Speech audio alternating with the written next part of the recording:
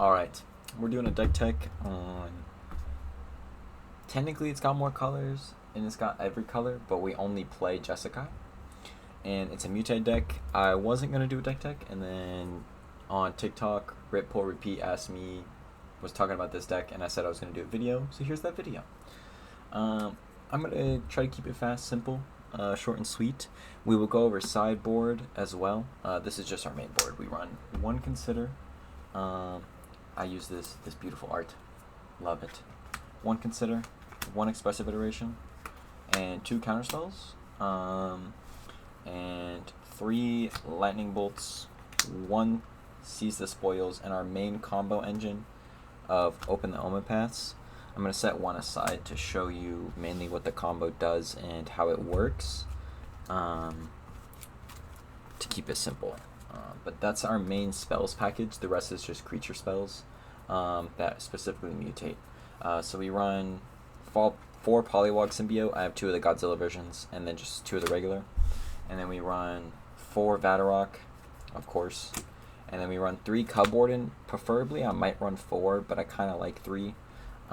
3 Sea-Dashers, 4 Dreamtail Herons. Dreamtail Heron and Vadrok, and like Dreamtail Heron is just really good. Pouncing Shoreshark is just good removal because of the bounce. Gets rid of tokens, and then just bouncing creatures is really good for the win condition. Snapdax here we run 2 of. We run 2 Illuna and 2 Purphoros. And this is all part of the combo. We'll put this to the side. But keep this simple. Alright, and this is a turn 3 kill deck.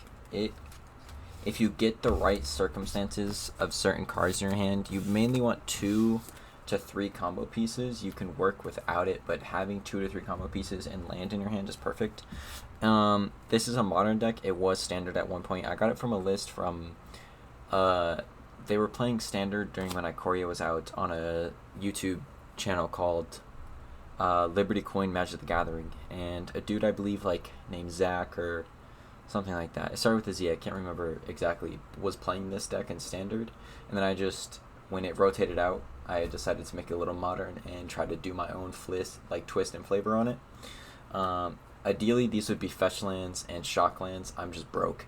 So, 4 Evolving Wilds, and even with the, like, cheaper mana base that we have here, it still can win turn 3. Sometimes it's turn 4, turn 5, depending on what you have to sideboard to game 2, game 3. We run 1 Shivan Reef, 1 Waste, and 2 Battlefield Forge. We don't mind taking the damage, especially because the lifelink on the cats. And 2, if we combo off turn 3 and they don't have any interaction, we win the game, and it doesn't really matter that we took the damage. Life is a resource. Sulfur Falls, 2 of them, and then we run the flip land package of Hengegate and then 4 River Glide, and then we just run 2 mountains, 3 plains, and 4 islands. And this is just our mana base. We keep it short and simple, not too much, and then we just you go with the Mutate package. So we're gonna say in a perfect world, we have let me grab all this. Okay. I'm going to grab some Mutate cards just to explain how this works, and show what I'm talking about and how this works. Okay, perfect.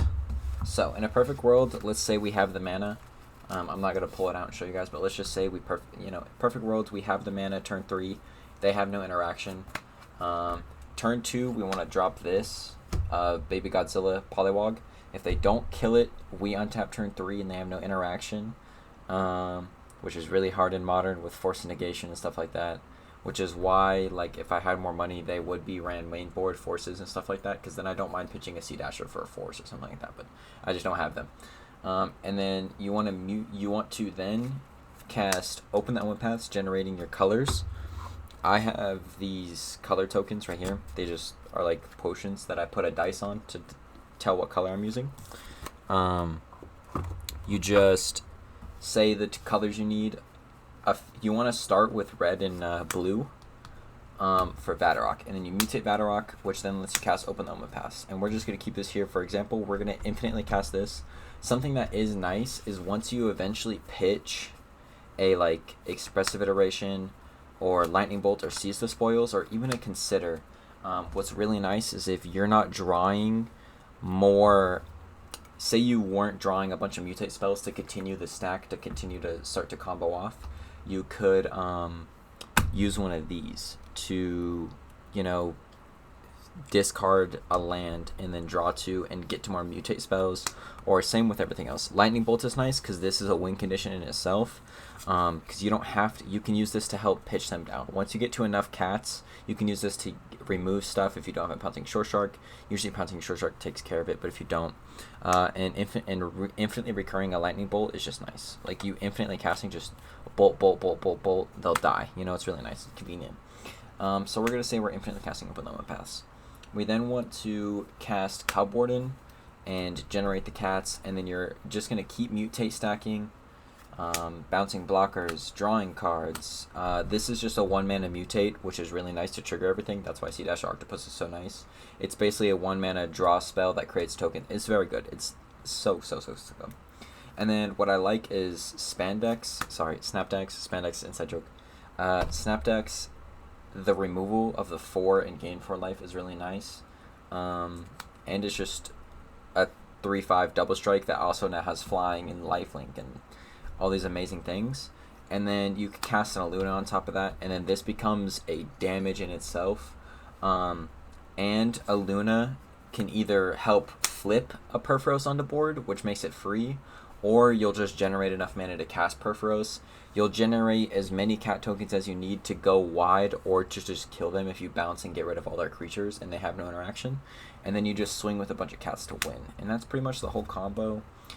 Keeping it super simple is just keep mutating, and if they destroy your mutate stack, cry about it. But hopefully you can mutate to win. Let's go over the sideboard real quick before I end this video. I just have tokens here, treasure tokens, cat tokens, and then the mana tokens. I run 2 Prismatic Endings, and then I run 2 Spell Pierces. This is nice because this makes it like a turn 4-ish kill, which is like okay to win turn 4.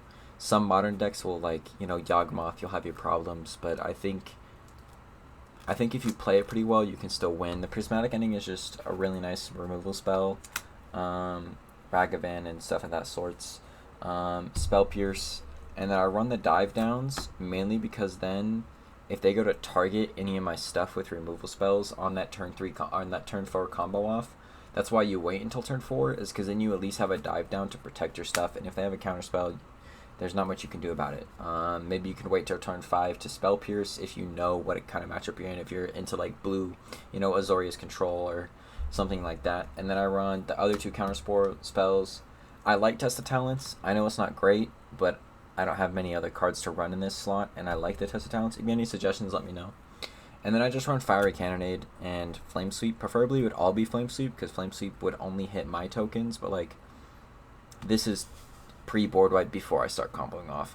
And these have come in certain matchups, like, I don't know, they haven't came in a while due to the modern meta now, but they used to come in a lot into certain matchups. Now they don't really come in anymore, but they're still in the sideboard because you never know. Someone might play like some Selesnya tokens BS at your locals that like you might just want to board wipe for. And that's pretty much just the deck list. Super simple. If you have any questions, put them in the comments. I'd love to answer them. And if you're watching this on TikTok, thanks for watching. It might be multiple parts. Probably is. I'm sorry. Thank you. And pull, rip, repeat. You're amazing. Thanks for talking to me in your comments. I know it's probably like not that big for, you know, it's big for me because you're awesome. I love your content. Keep it up. Thanks, guys.